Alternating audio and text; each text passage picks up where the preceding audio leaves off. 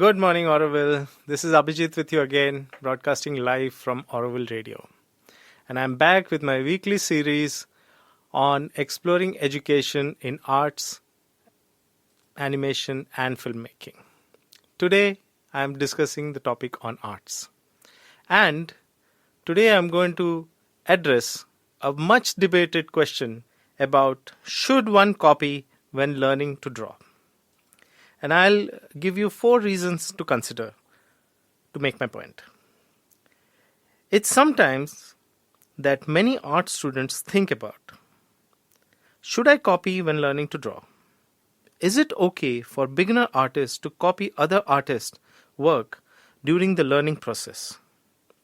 Well, allow me to shed some light on the subject of copying art and explain the proper way of doing it. So, the question remains, should I copy when learning to draw? The answer is yes. It is a beneficial practice to copy when learning to draw. Copying the works of art of old masters was part of the classical art education since the Renaissance. Learning by copying the great masters' artworks is what Leonardo da Vinci recommends. With time and practice, you will develop your own unique drawing style. But you will need to learn the basics of drawing first. Copying the works of prominent artists can be a great help to you in achieving your goals.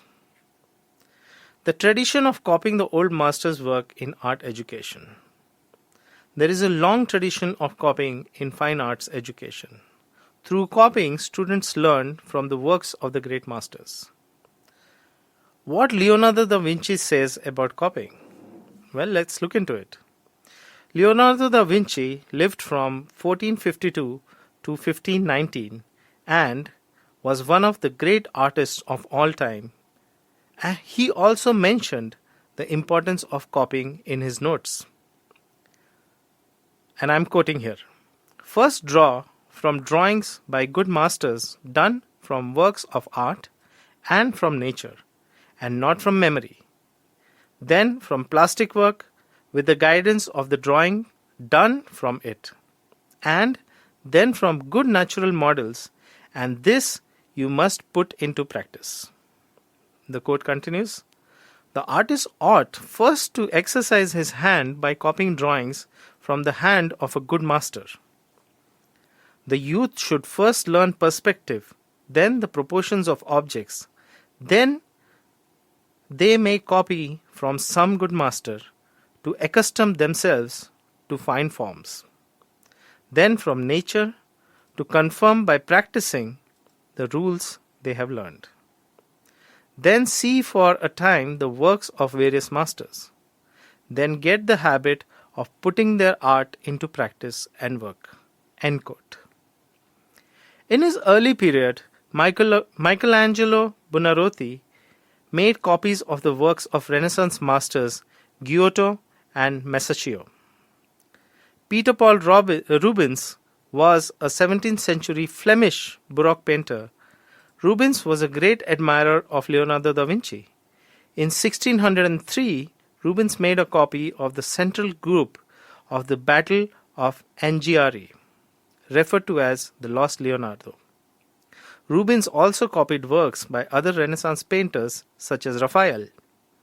These drawings were important for practice, but they also served as a reference material used by Rubens for his work.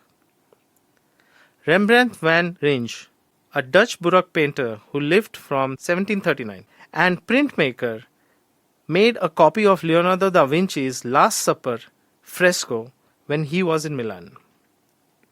The practice of copying sample drawings in European art schools.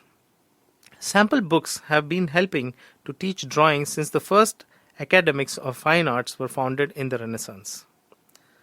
Cennino Cennini, who lived from around 1370 to about 1440, was a late Gothic painter and writer.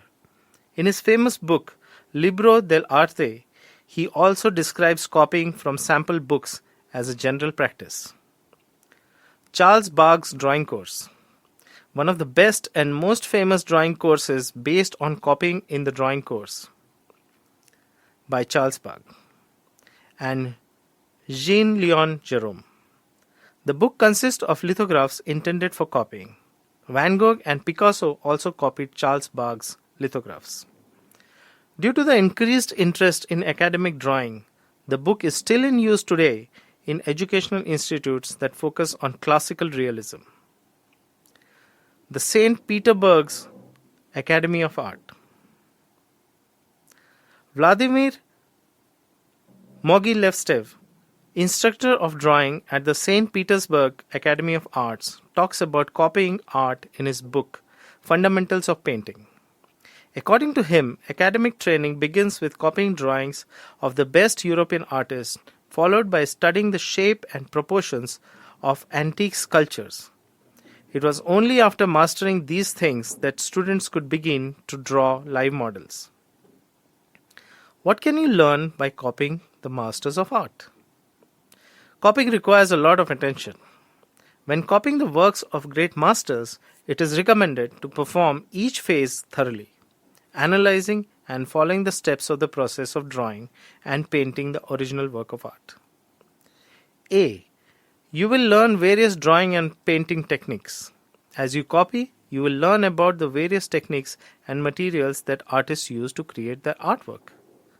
B. You will also learn about artistic composition. While copying a work of art, you can observe the visual elements and compositional principles used by the artist. Study how the great masters used the line while drawing, how they shaded their drawings, or what brushstrokes they used while painting. C.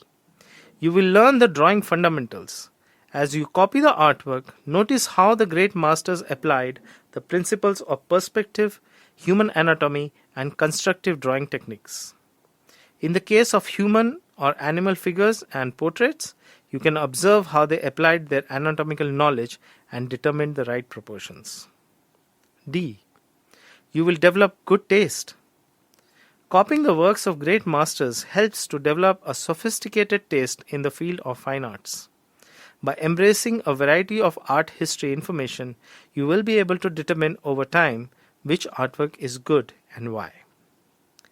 Once you have the basic knowledge you need, you will be able to draw inspiration from your environment, life, or fantasy world and successfully create your artwork. Then comes the question, where can you find work of art suitable for copying? One of the easiest way to find the right artwork to copy is on the internet. The works of old masters are now in the public domain and you can use them without permission. Books are also excellent resources of works of art to copy. If you are lucky enough to live in a place where you can visit a museum with a rich collection, you can make a copy of the original artwork right there. Once you have made a copy of the work of art and signed it, don't forget to give credit to the original creator. What is the correct way to copy an artwork? Copy the drawing or painting freehand. It is not recommended to use a compass or ruler, as these do not improve the visual perception of the proportions. You can copy the drawing to a smaller or larger size, thus improving your sense of proportion. Copying drawings will be easier if you use guidelines and define vertical and horizontal axes, as well as axes at certain angles. The first step in the process of drawing is to arrange the subject correctly on the sheet and define its boundaries. At the beginning of the drawing, first define the larger blocks of shapes, then the smaller shapes, and finally small details. The correct procedure for the tonal rendering of a drawing is to develop it evenly, at the same time in all parts of the drawing. You can copy a drawing properly if you see it at the same angle as your drawing sheet. Both need to be at the focal point of your vision. Finally, some final thoughts.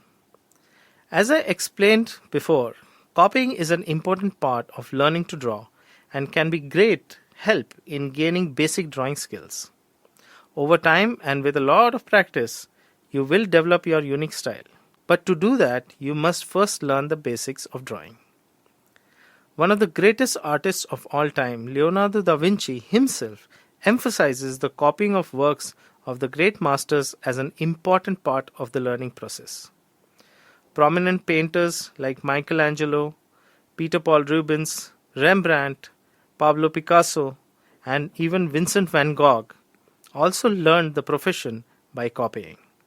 This practice is still followed today in institutions teaching classical realism, including the St. Petersburg Academy of Arts. Well, that brings us to the conclusion of this episode. Thank you.